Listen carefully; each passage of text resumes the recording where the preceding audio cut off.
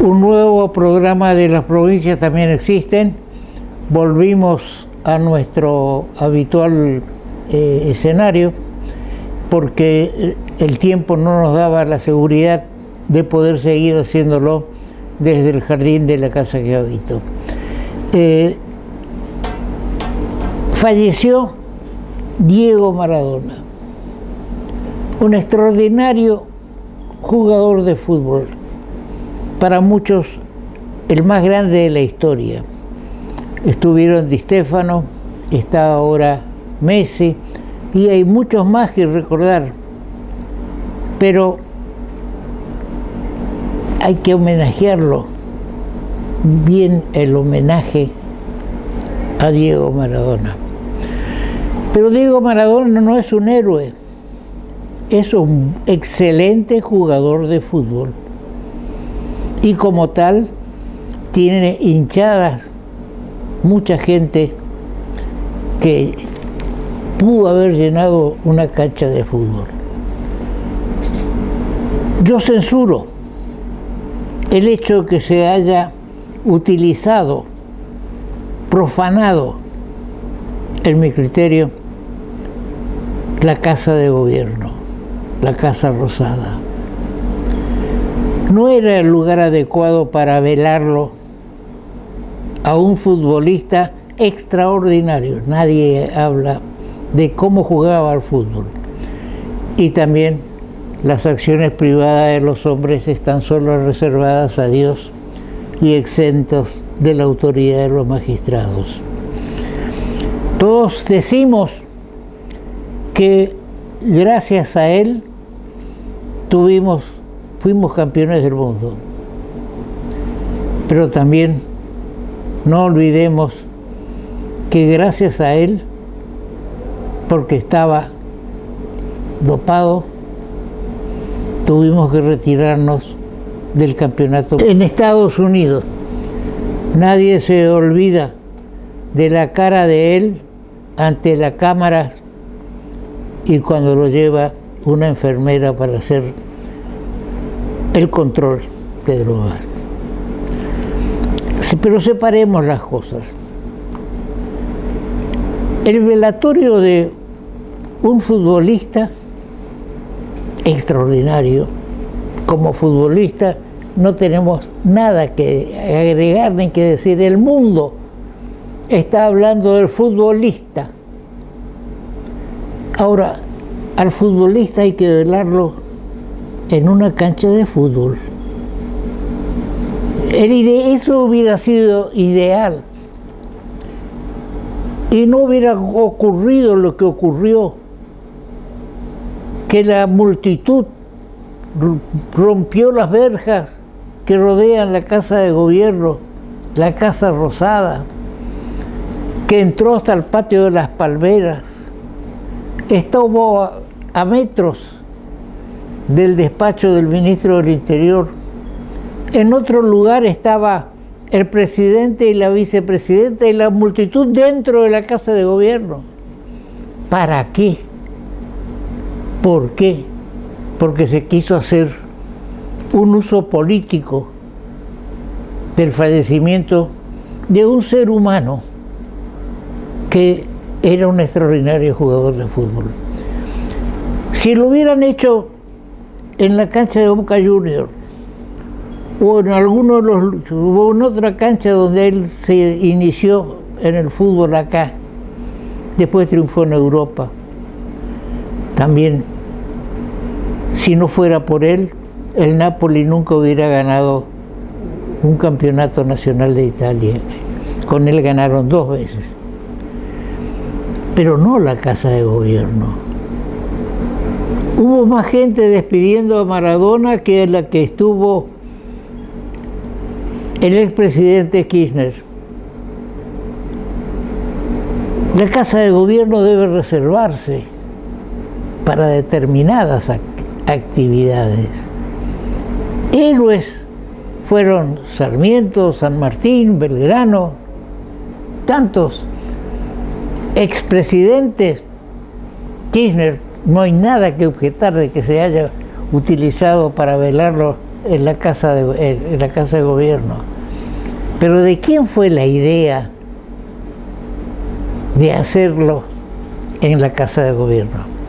Y ahora surgen todos los dichos, porque eso, lo que vimos por televisión, se habla de 1 millón de personas y no sé si serán 900 o 1.100.000, pero era inmensa la cantidad. Y se debió prever que iba a ocurrir, porque la hinchada de Boca, por ejemplo, que llena los estadios cuando se juega cualquier partido, iba a llenar las calles. Era previsto. Entonces no debió haberse profanado la Casa Rosada. Incluso hubo que sacar el cajón del pobre Maradona. Pobre digo porque un ser humano merece el respeto de todo el mundo. Tuvo que sacar el féretro y llevarlo a otro lado porque ya donde estaba era un peligro que rompiera el cajón, que cualquier cosa podía ocurrir.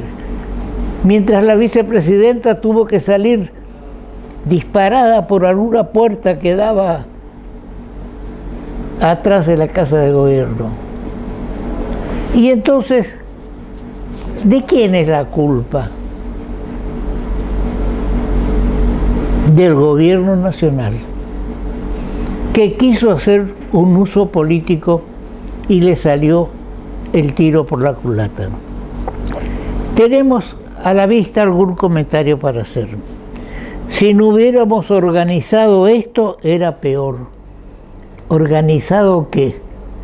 Organizado que la multitud arrasara con las verjas de la Casa de Gobierno, que entrara al patio de las Palmeras, que llenara las calles. Pero ustedes habrán visto, yo no voy a reproducir acá ninguna imagen, porque todos habrán visto, porque parece que el único tema nacional es la muerte de Maradona. Y veamos qué dicen los diarios. Por Presidencia de la Nación se estableció que la coordinación de todo el operativo de seguridad era responsabilidad del Comando Unificado a cargo del Gobierno Nacional. Pero ahora el Gobierno Nacional dice que la culpa, que lo que pasó es de las autoridades de la ciudad. Pero acá está reflejado cómo se ordenó el tema. Un comando unificado a cargo del Gobierno Nacional, donde intervienen 4 fuerzas distintas. Las fuerzas federales como Policía Federal, porque la Casa de Gobierno es un lugar federal y actúa ahí la Policía Federal. La Gendarmería, también federal. Y la Policía de la Seguridad Aeroportuaria, también federal. Más la sumatoria de la Policía de la Ciudad. Según aseguran fuentes de la ciudad, desde ese Comando de Seguridad Nacional se le pidió a las fuerzas porteñas que pararan a la gente en la calle. Pero si se hubiera hecho la cancha, insisto, de Boca, hubiera podido entrar mucho más gente, se hubiera llenado las tribunas y también la cancha. Pero entonces era algo deportivo. Y acá se quiso hacer algo político. El Gobierno Nacional quiso mostrarse como el que le brinda el gran homenaje a Maradona, que se lo merece como jugador de fútbol. Hay muchas otras facetas de Maradona que merecen otro análisis, pero cuando una persona fallece, pongamos una tapa en los errores y levantemos las virtudes que tenía Maradona. Bien, insistimos en que no debió haberse hecho el velatorio en la Casa de Gobierno, en la Casa Rosada, porque fallece cualquier persona humana y no se pueden los deudos más de 10 o de 20 llenos, no se puede. Los amigos del fallecido no podemos concurrir a despedirlo, a decirle el último adiós. Padres, hijos, parientes, nadie puede, estamos limitados. Pero había 1 millón de personas que estaban en la calle, el 90% sin barbijos. ¿Qué va a pasar con el COVID?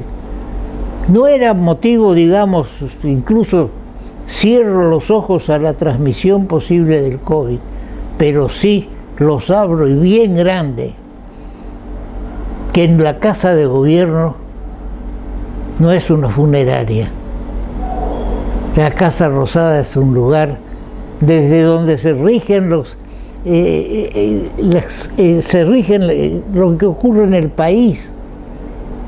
Desde ahí gobierna el presidente, suponemos, y que no se gobierna desde el Congreso, desde la vicepresidencia, pero estaban los dos, que pasaba un tiempo ya que no se veían, no se saben si hablaron, si no hablaron, toda chismografía ya.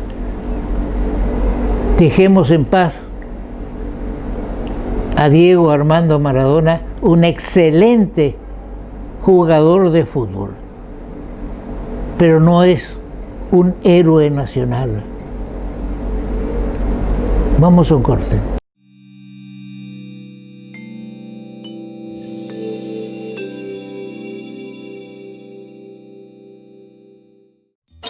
Llegó 365 a Corrientes, junto con el diario El Litoral. Ayer, hoy y siempre.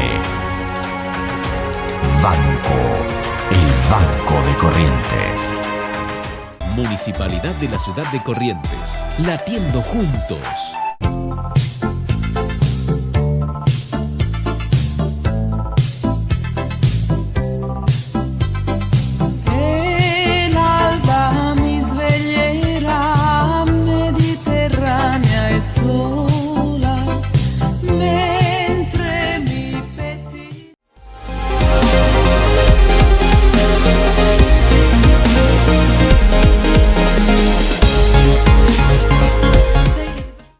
Hidrovía, vía libre para exportar.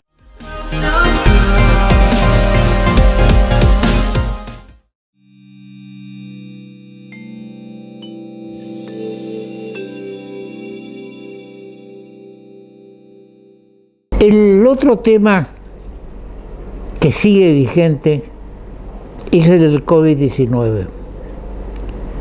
Mucho hablamos de este tema, de que debió haberse testeado primero en las afueras, en los barrios, al punto que la policía informa que los casos que se dan de, de trasnoche y demás, son en los barrios de afuera. Y ahí es donde debió haber empezado todo. Pero hay algo más que me llama la atención. Todos en el gabinete, o muchos, o una parte grande del gabinete, hablan de la salud pública y del COVID y demás, cuando tendría que haber una sola voz autorizada o designada por el señor gobernador, quien es abogado, no es médico, que es el ministro de Salud Pública. No puede. Por ejemplo, el ministro secretario general de la Gobernación, Carlos Viñolo, dijo a Radio 2, hoy tenemos más de 10.000 personas aisladas y eso nos permite avisorar unas fiestas más tranquilas, aunque ya serán absolutamente atípicas. Los testeos, esto es lo grave. ¿Piensa así el ministro de Salud Pública y el comité de crisis que, reitero una vez más, se ha dedicado la responsable de hacer unos cuadritos que sube, que baja, que vayan a hacer testeos, en vez de dedicar tiempo para hacer unos cuadritos para que lo veamos o que lo veamos y no lo entendamos? Porque yo estuve en una exposición, en una conferencia de prensa del señor gobernador, donde él fue muy claro cuando yo le hice una pregunta. Me dijo: no se olvide que yo soy abogado, no soy médico, que conteste uno de los médicos. Sigo con lo que dice Viñolo. Los testeos masivos continuarán de acuerdo a cómo evolucione la pandemia. Veremos si se da la continuidad, porque implica mucho recurso humano y material. ¿Piensa acaso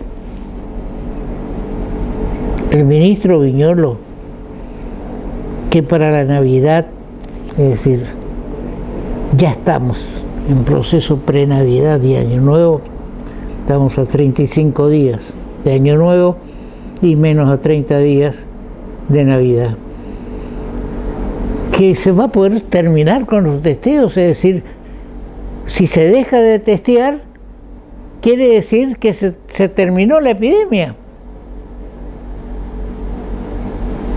Buscamos llegar, Salud Pública dice, busca llegar a una meseta de menos de 200 casos diarios.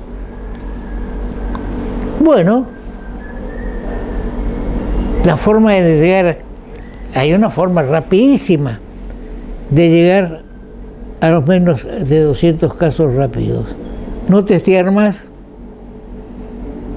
Entonces, si no se testea, no se verifica que hubiera enfermos. Por eso, por favor, señores ministros, no esperen que esto termine para la Navidad y se nos dice que si emplea muchos recursos humanos y material. ¿Y qué quiere? Sí, debería incluso más recursos humanos y más material destinarse a combatir el COVID. Ahora yo pregunto y pregunté a algunos amigos médicos si la provincia está preparada para recibir las vacunas que dicen que van a llegar en diciembre o en enero. Y yo soy un interesado en que lleguen cuanto antes, porque en marzo tengo 88 años. Hay vacunas que tienen que estar a menos 4 grados bajo cero. ¿Tiene la provincia lugares donde conservar las vacunas a menos 40 grados bajo cero? Me dicen que hay 2 o 3, digamos, como si fueran vagones refrigerados, pero que no me saben decir, y tiene que decirlo el ministro de Salud, o ya que entra dentro de este tema el doctor Viñolo. Tenemos lugares con menos 20 o 40 grados que están pidiendo para las vacunas. ¿Cómo se distribuye una vacuna que tiene que estar en menos de 40 grados? ¿O vamos a esperar que pase como la distribución, que sea como la despedida de Maradona, que sea todo un amontonamiento de gente que quiere vacunarse? ¿Por qué no hay una explicación y se dice, los vamos a almacenar en tal lado o tenemos para 40 grados bajo cero? Tenemos, muy bien, ojalá que sea así, que tengan un lugar donde guardarlas, pero después hay que distribuirlas. y no se puede distribuir mercadería o vacunas, para ser más preciso, que estén 40 grados bajo cero en un camión o en un tráiler que no tenga menos 40 grados, porque de menos 40 grados vamos a mandarla a Empedrado, a Curuzú, al interior. Vamos a mandar en vehículos, en camiones frigoríficos que no tienen menos 40 grados. ¿Se está previendo eso? ¿O se confía? No sé. Tenemos que solucionar, o por lo menos que solucionar y que la opinión pública sepa cómo se va a distribuir. No hay que decir, como dijo el presidente, de que si no se hubiera organizado, porque para él se organizó todo muy bien, la cosa hubiera sido peor. No digamos después que la cosa hubiera sido peor y se perdieron vacunas por falta de frío o se inyectan vacunas porque no pasaron, que no se mantuvieron en el frío. Por ejemplo, lo digo con conocimiento personal, la insulina para los diabéticos tiene que estar a una determinada temperatura, no es bajo cero. La conservamos en la puerta de la heladera, fíjense, pero no podemos cortar la cadena de frío. Cuando la retiramos de la farmacia, viene envuelta y con un pedazo de hielo y en una bolsita térmica. La usamos y ya lo ponemos en la heladera otra vez. Pero estamos hablando de una temperatura de 10, 12 grados sobre cero. Ahora, ¿y con esta vacuna cómo vamos a hacer? ¿Cómo se va a distribuir? Y hablando con una farmacéutica de una de las cadenas, porque acá tenemos 2 o 3 cadenas grandes de farmacia, hablando con la farmacéutica, le comentaba que en España están analizando que las farmacias puedan hacer también el testeo, porque todo parte del testeo. No podemos esperar, y cuando hablamos de costo, es más barato hacer muchos testeos que tener que organizar después el tratamiento de casos de coronavirus. Entonces que no me hablen, no me digan. Fíjense lo que pasa, lo que pasó ya en Formosa, lo que pasó en Córdoba y lo que leía que pasa en La Pampa. Una familia tiene que llevar su hija desde La Pampa a Buenos Aires, pero no la lleva. Está autorizada para que la lleve.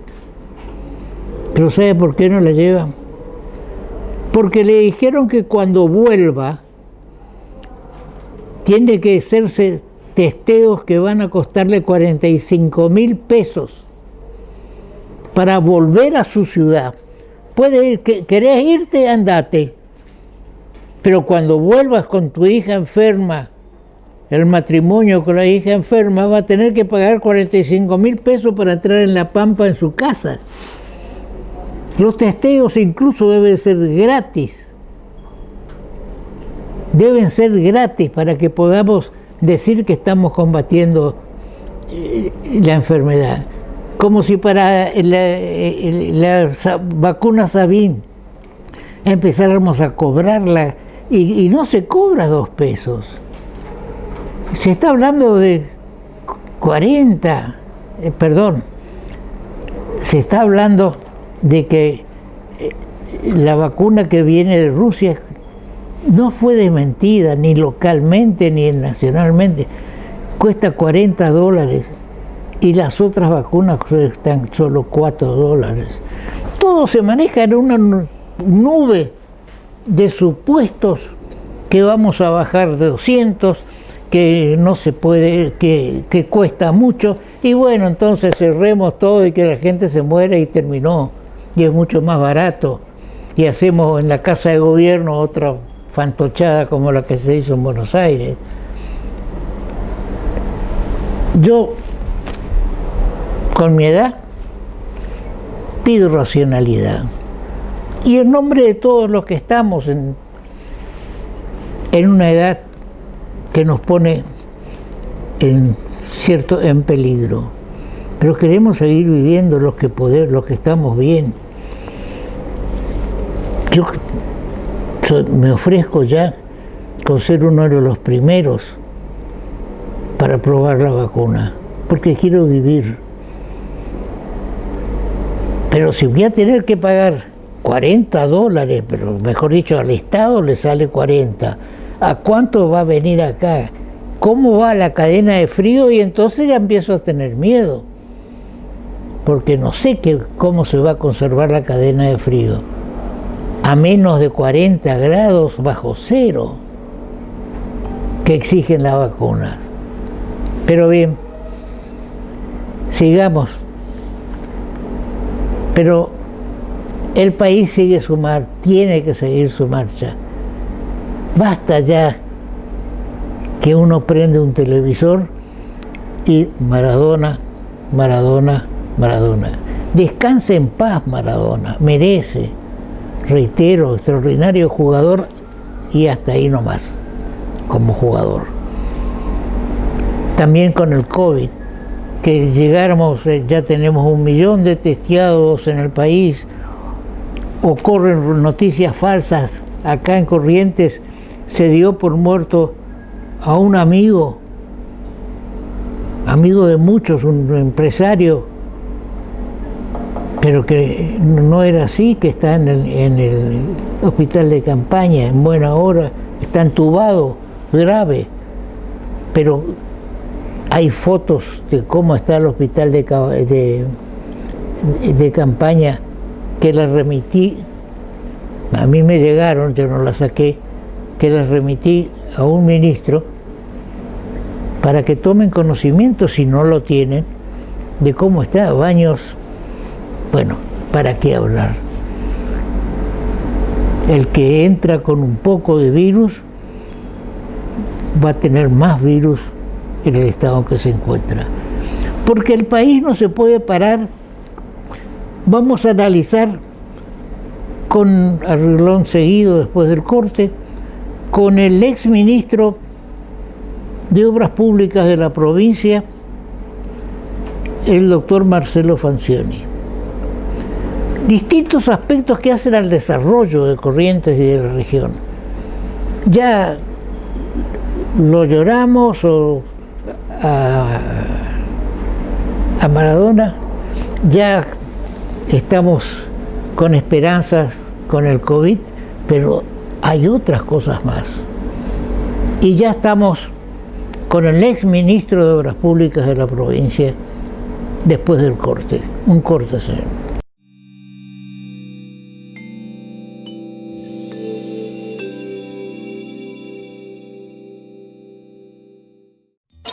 Llegó 365 a Corrientes, junto con el diario El Litoral. Ayer, hoy y siempre. El Banco de Corrientes.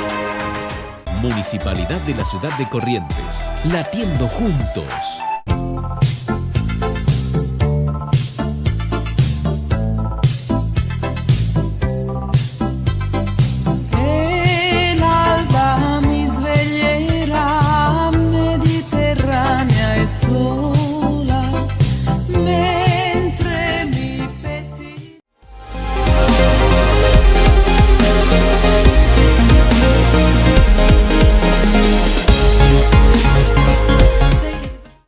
Hidrovía, vía libre para exportar.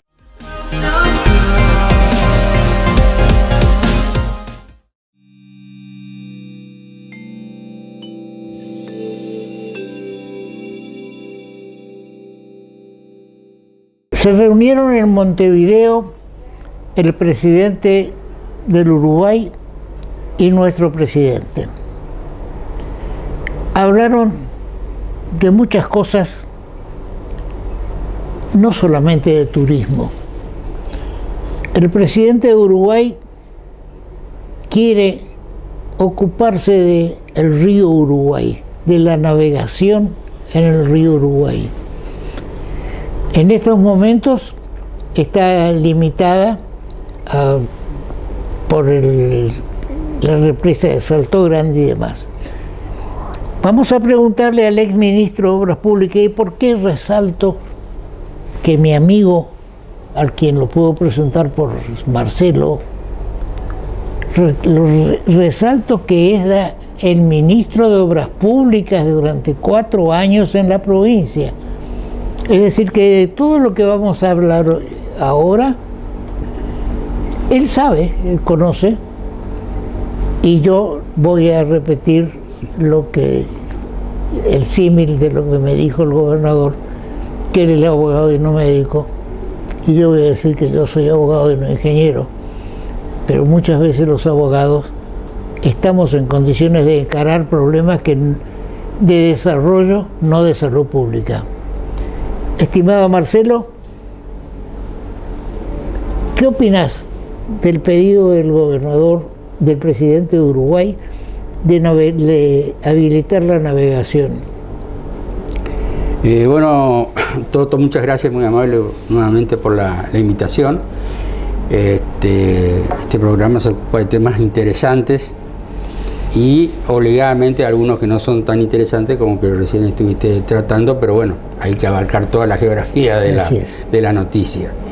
Sí, me parece interesante el proyecto de reactivar la actividad en el río Uruguay, compartido con Uruguay justamente y con Brasil, que realmente hay gente, o son, digamos, directivos serios, importantes, con el que yo entiendo se puede trabajar si políticamente se llega a un acuerdo, porque esa es la otra cuestión. En este momento, por ejemplo, estamos alejados políticamente del gobierno de Brasil por parte de nuestro gobierno nacional, y con el Uruguay medio que otro tanto.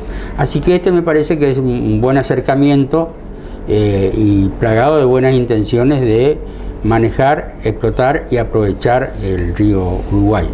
De hecho, existe una comisión administradora del río Uruguay, integrada por representantes, y en esa comisión, oportunamente, en mi gestión de ministro, estuvo Corrientes como calidad de oyente, pero fue una manera de entrar y enterarnos de muchas cosas que están pasando. Ahí estuvo el doctor Canjani, que era subsecretario de Grandes Emprendimientos, subsecretaría que hoy salió del Ministerio de Obras y Servicios Públicos por una cuestión de organización de carteras ministeriales en la provincia, con lo cual a nivel Ministerio de Obras Públicas estas cuestiones no trascienden o no son tratadas. Yo creo que la opinión pública ignora de que hubiera una comisión sobre el río Uruguay, en buena hora. Bien, en cuanto a la pregunta concreta, ¿no es cierto? Ocurre que con Salto Grande pasó lo siguiente: se empezó la construcción, se tomaron créditos que se fueron pagando durante muchos años, y allá por el gobierno de Menem, no sé cuál de ellos, se terminan y se cancelan los créditos, con lo cual la represa de Salto Grande se consideró hecha, finalizada y pagada. Eso dio posibilidad a un beneficio para la provincia de Corrientes, entre otras cosas, porque aparte de recibir las regalías, que es un resarcimiento económico para que la gente entienda por la utilización del recurso natural, nosotros tenemos dos, la de Salto Grande y la de Yacyretá. En una, Yacyretá por tener la represa en nuestro territorio y parte del lago que es necesario inundar para hacer trabajar la represa. Y en Uruguay es al revés. Salto Grande está ubicada en territorio uruguayo y el lago, la mayor parte del lago, en territorio correntino. Por eso también nos corresponden regalías. ¿Y Concordia se tuvo que mudar? Digamos. Se tuvo que mudar, claro, sí, efectivamente, estuvo a ser una ciudad nueva. Todo eso se pagó.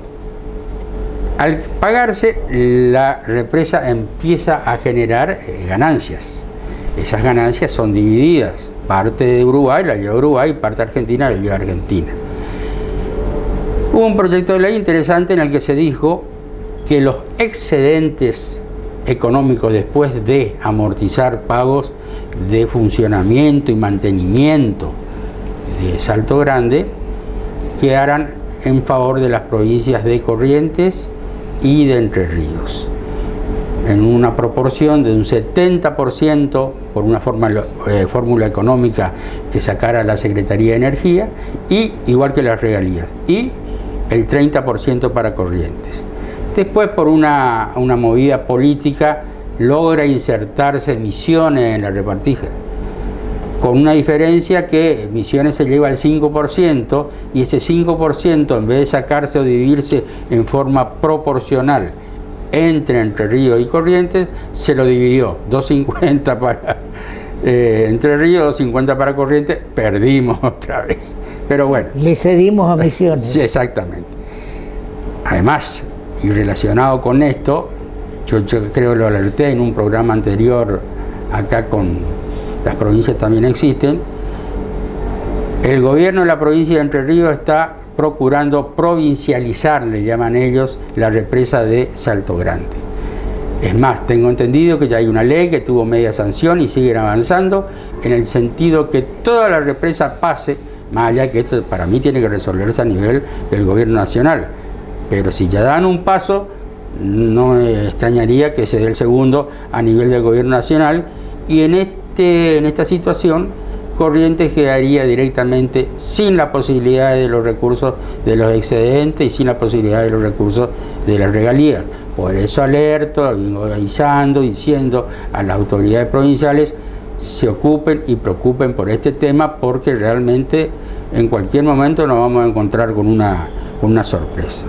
Entonces, si la represa ya está paga, si hay excedentes que corresponden a las provincias, no creo imposible aprovechar, porque eventualmente dinero hay, o recursos económicos, financieros, para avanzar en lo que podría ser un proyecto de esta naturaleza de que estuvieron hablando los presidentes de Uruguay y de Argentina. No nos olvidemos que por otra parte esta represa tiene una comunicación ferroviaria para el lado del Uruguay, un puente que es el que corona la represa, así que es uno de los 3 o 4 pasos. Para la navegación tengo entendido, porque lo he sobrevolado, que tiene el cuenco para el cruce para naviero, digamos. Exactamente. Faltaría el equipamiento electromecánico que es necesario para que esto se active. Pero esta sería una de las formas, si entre ambos países nos ponemos de acuerdo, y ya no teniendo que soportar los gastos de amortización, claro, de la represa, como es Yacyretá, con los excedentes que se pudiera hacer ese trabajo, y eventualmente la administración de este emprendimiento que sea también a cargo de las provincias, con lo cual obtendríamos un rédito más por el aprovechamiento de esta vía de comunicación a través del río. Sí, porque hay que aclarar a la audiencia que el dique, el que está en el río Uruguay, tiene el lugar preparado para que pase como con Yacyretá, que los buques puedan entrar y cubrir la diferencia de altura del río.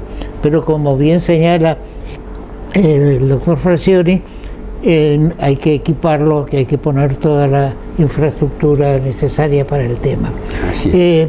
El otro tema que siempre nos está atormentando a los correntinos es el tema de la conexión de Atlántico-Pacífico, el corredor bioceánico. Según nos informa el activo e inquieto secretario del Comité Federal de la Hidrovía, en una reunión que estuvo el presidente de Chile, el actual presidente de Chile, en Santa Fe, él participó, tuvo oportunidad de tener un diálogo con él y hablar del corredor bioceánico.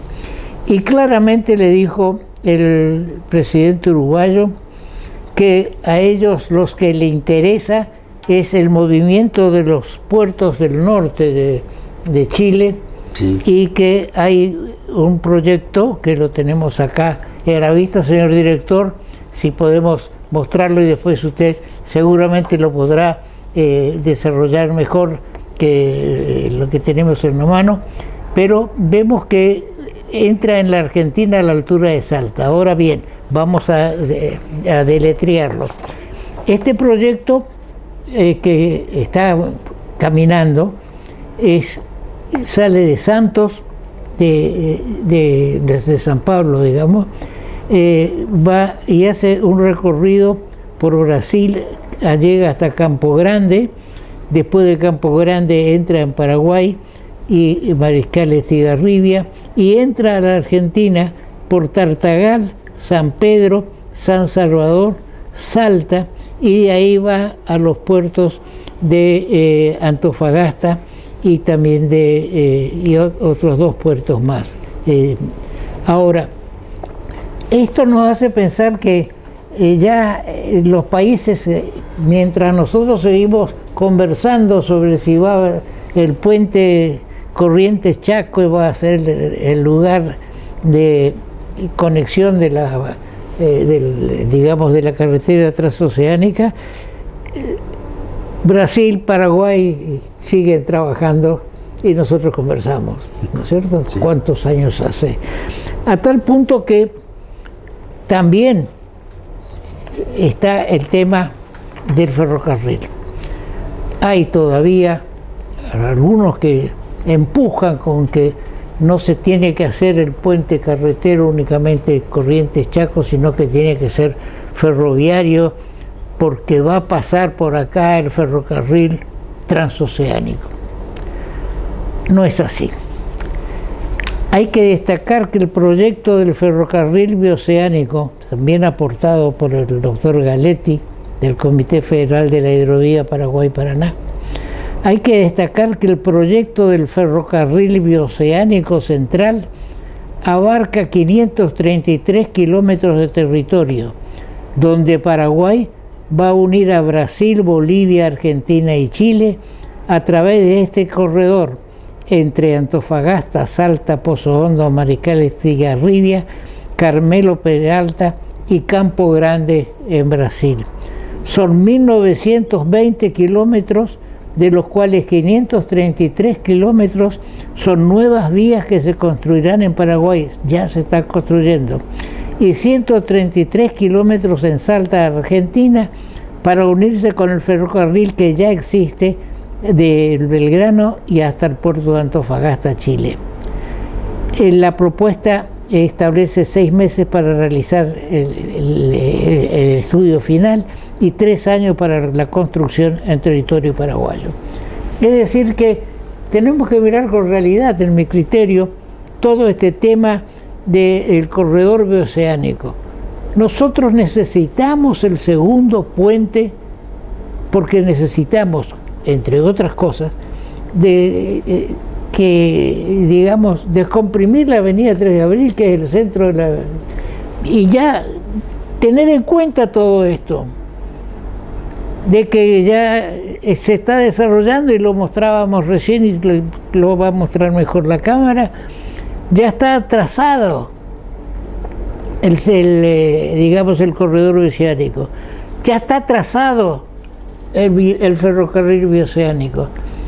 Entonces, no sé, Marcelo, creo que tenemos que poner los pies en la tierra y empujar lo que se puede. Lo mejor no es similar a lo posible, ¿no es cierto?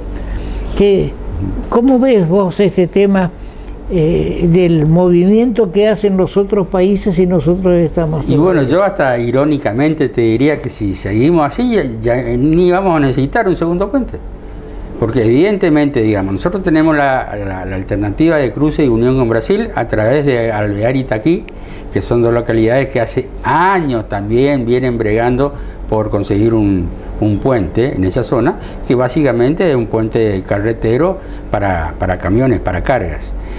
Tenemos el de Paso del Olivo y Uruguayana, y también se empezó a conversar de un segundo puente entre ambas localidades. Pero si se concretan estos corredores bioceánicos en lugar del que nosotros proponemos o apuntalamos, Santos, Porto Alegre, Antofagasta, pasando por Confluencia, y ahí sí se hace sumamente importante y necesario un segundo puente. Ahora, si el corredor va a ser otro, los camiones ya no van a venir por esta traza, directamente utilizarán aquella para conectarse con el ferrocarril, complejos multimodales de carga, etcétera, etcétera. Igualmente. Por eso dije que aclaré que casi irónicamente, ¿para qué un segundo puente si por aquí no va a venir ni va a pasar nadie de cargas grandes? Tampoco va a ser tan así. Así que tenemos que seguir bregando por este segundo puente y en la medida de lo posible mantenernos firmes, insistir, instar, pedir, alegar ante las autoridades provinciales que se trabaje en una planificación, porque ese es el punto central. Aparecen medidas dispersas, proyectos distintos, cambios por Brasil, Paraguay, Argentina, Chile, el nuestro que decimos Brasil, Argentina, Chile, después están los otros ubicados al sur, pero todo tiene que estar coordinado, tomarse una decisión. Hidrovía Paraná-Paraguay, entonces perfecto. Vamos a hacer un complejo multimodal de carga con una primera obra civil que sería el segundo puente. Ferrovial, no ferrovial, pero en definitiva un segundo puente. Conectado a su vez esta política con el desarrollo ferroviario, porque una cosa sería el desarrollo ferroviario en la provincia de Corrientes, si es que la idea es hacer un segundo puente ferroviario, pero si no, con el Urquiza que va por la costa del río Uruguay ya es suficiente. ¿Para qué traer un tren hasta Corrientes si después esto va a quedar trunco? Entonces, si no hay un plan integrador que haga confluir todas estas alternativas de transporte, yo creo que vamos a estar siempre hablando más de lo mismo. Sin perjuicio de ello, además yo quiero agregar, ya que estamos al segundo puente, hace unos días el gobernador Capitaní hizo un anuncio que estuvo con el embajador de Argentina en China, con sus ministros de secretario general, tengo entendido, el de planificación, el equivalente a obras públicas, hablando y conversando sobre la alternativa del financiamiento del segundo puente, y que eventualmente hasta ya le puso una fecha, enero o febrero del año que viene, de concretarse el aporte, ya que tienen los avales que le dio la nación. El aporte económico sería financiero del gobierno de China y la tecnología del gobierno de China o de las empresas chinas para hacer el puente. ¿Y la provincia de Corrientes qué? Claro. Porque ese puente va a caer en costas correntinas y el proyecto es conjunto y tenemos un tratado vial, tratado biprovincial entre ambas provincias para llevar adelante este emprendimiento, ratificado por leyes. Y a nosotros, digo, o no trasciende, o la noticia que trascendió no va a omitir, sobre todo por un diario correntino que estuvo presente algún representante. Obviamente para mí el gobernador tuvo que haber estado sentado en esa mesa de conversaciones, porque estamos siendo convidados de piedra. En buena hora, si lo hacen al puente, y si lo hace Capitaní o lo hace el Chaco, nosotros lo que queremos es el puente. Pero me parece que tampoco el gobierno correntino puede estar tan ausente en el contexto de estas negociaciones. Sí, también se empezó a mover algo que se planificó y se movió durante el gobierno de Romero Félix, de Tato Romero Félix, que es el Norte Grande. Ahora empezó a hablarse otra vez del Norte Grande y estaba prevista una reunión en Resistencia, no sé si virtual o no, o presencial, una reunión que debía hacerse esta semana. El Comité Federal de la Hidrovía me pidió que lo represente en esta reunión. Empecé a averiguar y resulta que se postergó por el fallecimiento de Maradona. No podemos, insisto en lo que decía al comienzo, no podemos hacer girar el país sobre la figura de Maradona. Lo queremos, que descanse en paz y el país sí que siga adelante. Ahora, el tema del Norte Grande es sumamente interesante. Ahora, yo pienso que al Chaco no le interesa el complejo multimodal de carga, le interesa desarrollar, y ha invertido mucho en el puerto de Barranqueras, y ahora está haciendo en Puerto Vilela, es decir, fuera ya del Riacho, está haciendo inversiones, porque piensan algunos, no sé si el gobernador Capitanich, de que para qué invertir en el puente para que Corrientes le haga sombra, porque tiene más calado en el sombrero o demás, y le quite carga a los puertos del Chaco, porque nosotros de acá, de mandar carga, tenemos que mandarla para el sur, no para el oeste, ¿no? Ahora, es necesario desarrollar el Norte Grande como un emprendimiento que contemple todas nuestras necesidades. Sí, yo creo que sí, que es necesario, porque esto, bueno, beneficiaría también a la provincia de Corrientes en cierto sentido, por lo menos para sacar provecho a lo que es la hidrovía Paraguay-Paraná.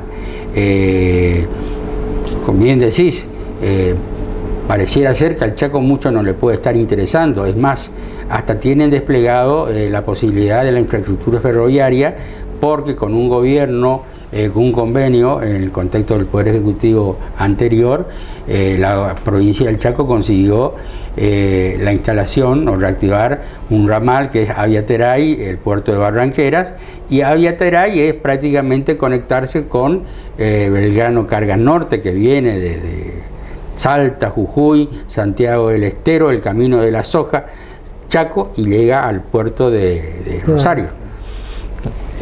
Ese por un lado, pero sí, pasando por Aviateray. Si es Aviateray, el Chaco tiene la conexión al puerto de Barranquera, soluciona un montón de problemas, y nosotros, como vos bien decís, estamos del otro lado. Sí, ahora, tal es así que el combustible que se consume en Corrientes no viene a Corrientes, sino que va a Barranqueras. Es decir, y de ahí lo tenemos que traer para acá. Si hacemos un desarrollo de un puerto en Corrientes, tendría que ser sobre la hidrovía. Otro tema es que el